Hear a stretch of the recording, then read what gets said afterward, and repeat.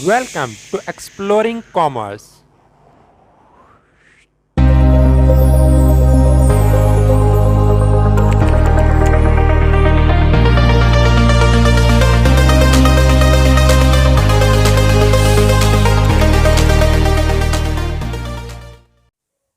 बिस्मिल्लाहिर्रहमानिर्रहीम, अस्सलाम वालेकुम। उम्मीद करता हूँ मेरे तमाम व्यूवर्स खैरियत से होंगे।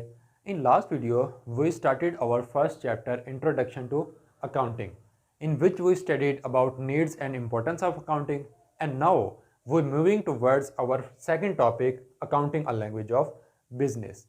अकाउंटिंग बिजनेस की लैंग्वेज किस तरह बनी और इसको क्यों बिजनेस की लैंग्वेज कहा जाता है। Accounting is a language, a system that communicates information.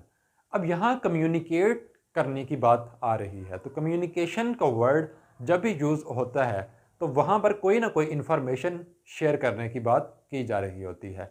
यहाँ पर भी ऐसे ही है, जितनी भी ऑर्गेनाइजेशन में इकोनॉमिक एक्टिविटीज़ हो रही होती हैं वो अकाउंटिंग के थ्रू ही कम्युनिकेट की जाती हैं। आप में से बेशतर व्यूवर्स ने अकाउंटिंग का वर्ड्स अपनी रोज़मर्रा लाइफ में पहले भी सुन रखा होगा। वो किस मीनिंग में? Answering for responsibilities. अब यहाँ पर देखना ये है कि आंसरिंग किन रिस्पॉन्सिबिलिटीज़ की बात की जा रही है। Managers of business concern are answerable to their owners, creditor, labor union, and taxpayer agencies. In the other hand, managers of government units are answerable to their chief executives, boards, taxpayer, and other general public. Now we're moving towards our definitions. Many authors have defined term accounting in different ways. There are difference in opinion in respect to define in precise way.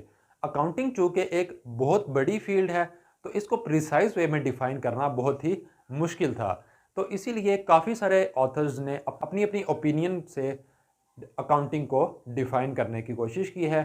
हमारे सामने यहाँ पर 3 definitions आ रही हैं। हम one by one इनको देखते हैं और इनके मीनिंग्स को समझने की कोशिश करते हैं। सबसे पहले जो हमारे पास अकाउंटिंग की डेफिनेशन आ रही है वो है the act of collecting, processing, reporting, analysing, interpreting and projecting financial information. इस डेफिनेशन में 6 चीज़ों की बात हो रही है। सबसे पहले डाटा को कलेक्ट करने की बात हो रही है, उसके बाद processing, then reporting, analysing, interpreting and projecting the financial information. अब यहाँ पर इन स्टेप्स को हम वन बाय वन आगे जाके एक अकाउंटिंग साइकिल में डिटेल में डिस्कस करेंगे और हम देखेंगे कि कैसे ये डेफिनेशन हमारे अकाउंटिंग साइकिल में फिट होती है। इसके बाद जो सेकंड डेफिनेशन हमारे पास आ रही है वो है the system of providing quantified information about an organisation to people who need such information. यहाँ पर ऑथर 2 चीज़ों का जिक्र कर रहा है। सबसे पहले क्वांटिफाइड इंफॉर्मेशन। क्वांटिफाइड इंफॉर्मेशन हम सब जानते हैं कि न्यूमेरिकल फॉर्म में जितनी भी इंफॉर्मेशन होती हैं उन्हें क्वांटिफाइड इंफॉर्मेशन कहा जाता है। अब यहाँ पर बात ही इकोनॉमिक और financial activities of an organisation हो रही है, तो ये सारी इंफॉर्मेशन न्यूमेरिकल फॉर्म यानी कि क्वांटिफाइड डाटा कहलाती है। तो इस इंफॉर्मेशन को जो पीपल एक्सेस करना चाहते हैं यहाँ पर उनका भी जिक्र हुआ है, the people who need such information. अब यहाँ पर कौन लोग हैं जिनको ये इंफॉर्मेशन चाहिए है, तो ये हम आगे जाके हमारे पास एक अलग टॉपिक है the users of financial statements. Financial statement के यूज़र कौन कौन होते हैं ये आगे जाके हम देखेंगे। यहाँ पर एक एग्जांपल ले लेते हैं कि जो लोअर लेवल के एम्प्लॉयज़ होते हैं उनको कोई ज़रूरत नहीं होती कि वो इंफॉर्मेशन, अकाउंटिंग इंफॉर्मेशन देखें या उनके कोई ताल्लुक़ नहीं होता अकाउंटिंग इंफॉर्मेशन का। इसी तरह जितने भी क्रेडिटर्स हो गए ऑर्गेनाइजेशन के, ऑडिटर हैं, ये सब अकाउंटिंग इंफॉर्मेशन एक्सेस करना चाहते हैं। इनको अकाउंटिंग इंफॉर्मेशन की ज़रूरत पड़ती है आगे डिसीजंस के लिए।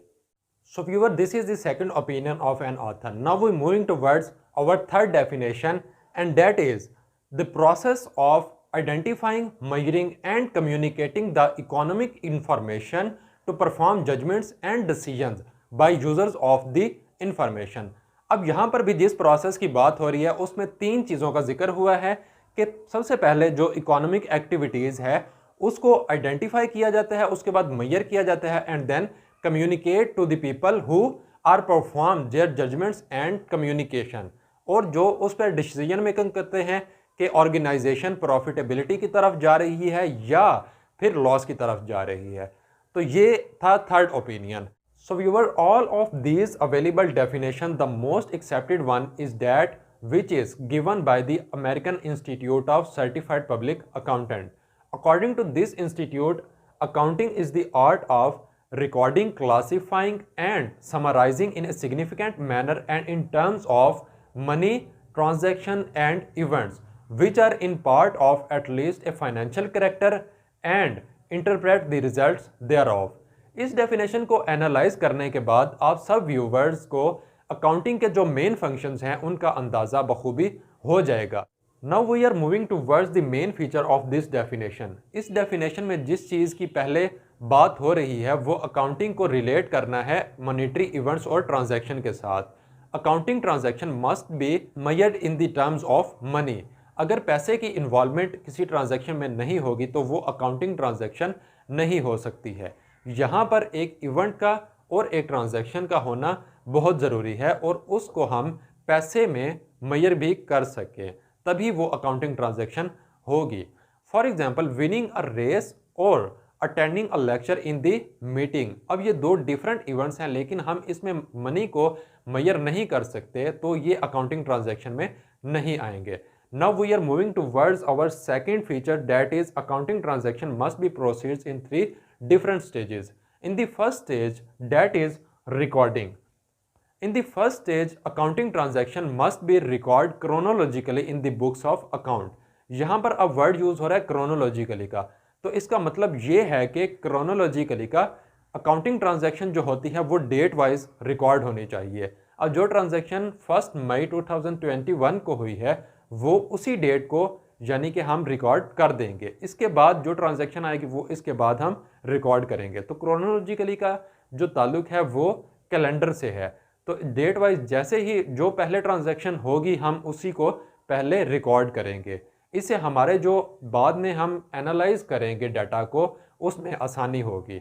The second stage of accounting procedure is classifying. In the second stage, the same or similar nature of accounts are recorded separately. इसमें हम लेजर्स बनाएंगे आगे, वो भी आगे जाके हम डिस्कस करेंगे कि लेजर्स कैसे बनाने हैं। जो हमने क्रोनोलॉजिकली रिकॉर्ड की हैं ट्रांजैक्शन, उनको जो सिमिलर नेचर के अकाउंट्स होंगे उनको हम अलग अलग रिकॉर्ड कर देंगे जर्नल में। And third stage is summarising. अब जो हमने लेजर्स बनाए हैं वो बहुत बड़ी तादाद में होंगे और उनको समराइज करना ही थर्ड स्टेज है। हम समराइज करेंगे और उसको इजी वे में प्रेजेंट कर देंगे। जिनको ज़रूरत होती है डिसीजन मेकिंग की उन तक हम ये इंफॉर्मेशन पहुंचा देंगे। तो ये जितनी भी बात ऊपर हो रही है ये अकाउंटिंग रूल्स एंड रेगुलेशंस के मुताबिक ही होनी चाहिए। वो कौन से रूल्स एंड रेगुलेशंस हैं वो हम अगले चैप्टर्स में हम पढ़ेंगे और आप तक मैं वीडियो पहुंचा दूंगा। सो अब तक के लिए इतना ही। मोहम्मद असद को दीजिए इजाज़त। ना बहुत सारा ख्याल रखिएगा और दुआ में याद रखिएगा। अल्लाह हाफिज़।